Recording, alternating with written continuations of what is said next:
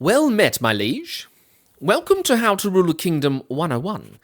Today we begin this kingly or queenly tutorial series delving into the harvest phase, where you command those lazy little subjects, or villagers as you had me call them, to gather resources from the world in order to build us a mighty kingdom. Welcome to Swords and Stones, my liege, the ultimate fantasy kingdom building wargame. I'm Pontius Piddlesworth, and it is my duty to see you know how to command these wretched little villagers to work for you.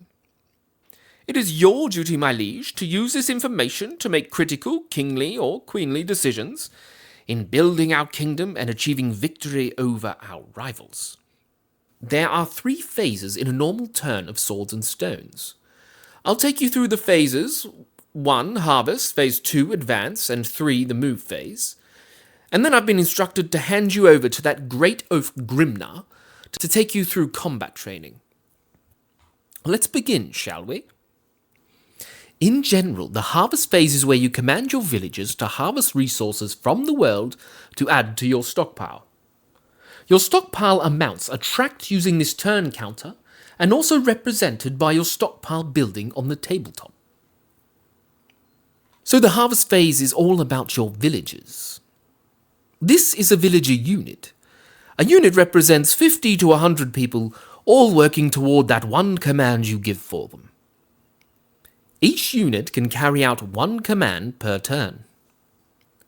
Villagers have the skilled workers special rule that allow them to be commanded to harvest, build, staff and repair buildings, siege and ships.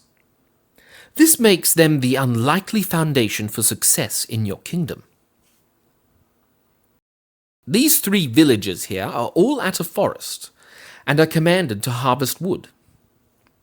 Each unit rolls a die 6 harvest die on the roll of a 2+, indicating a successful harvest and harvest 1 wood.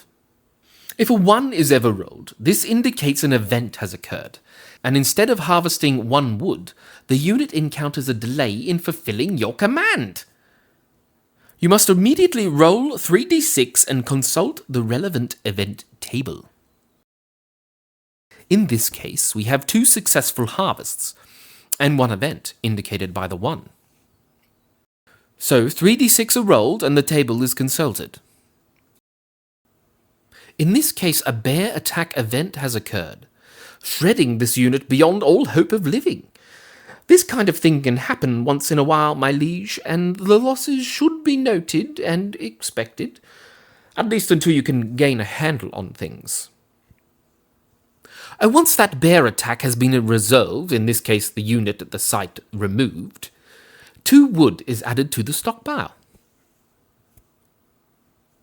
You roll each resource site individually, and roll for all the units at the same site at the same time. Outcrops can contain either stone, iron, or gold, and work in the exact same way. A 2+ being a successful harvest roll, and a 1 indicating an event. Farms that produce food also work like this, with each farm rolling a single die 6 harvest dice each turn. Again, a 2+ is a success, and the roll of a 1 indicating an event and a failed harvest roll. There are other ways of getting food, my liege, with units or ships in contact with a water source being able to roll a fishing harvest roll. However, fishing is significantly more unreliable than farming, with only rolls of a 4+ successfully harvesting 1 food. Rolls of a 1 still indicate an event, and the roll of a 2 to 3 indicates a failed harvest. However, no event. Only the roll of a 1 is an event. Your villagers may also be commanded to hunt at forests. However, this is even more dangerous and unreliable than fishing, with only rolls of a 5+ indicating a success, with anything less failing to harvest and 1s being an event as usual. There are other upgrades for harvesting at sites and farms, all that increase the efficiency of your harvests. However, that's later in the game and definitely for another video. As this is a fantasy realm, my liege, we have, of course, a magical resource, collectively called Favor. Favor is generated primarily via units worshipping at a temple.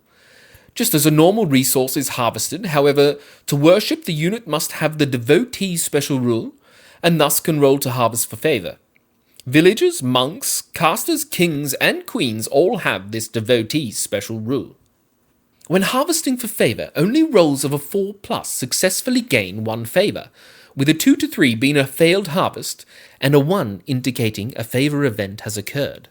Favor can also be harvested by building totems. However, totems can be difficult to defend and temperamental and still be unreliable. View the totem in the rulebook for more on that, my liege. Besides gold outcrops, there are other ways to gain gold, such as finding a relic or building a merchant's guild, that each generates a trickle of gold into your stockpile at the end of each harvest phase. One last very important thing to remember when in the harvest phase, my liege, is that you are actually represented on this map as the king or queen model, and aside from your usual strategizing and commanding, you have a unique special rule, the Commander-in-Chief special rule, that allows you to re-roll a single failed harvest roll per turn. This allows your mere dazzling presence to re-roll a 1, potentially turning an event into a successful harvest.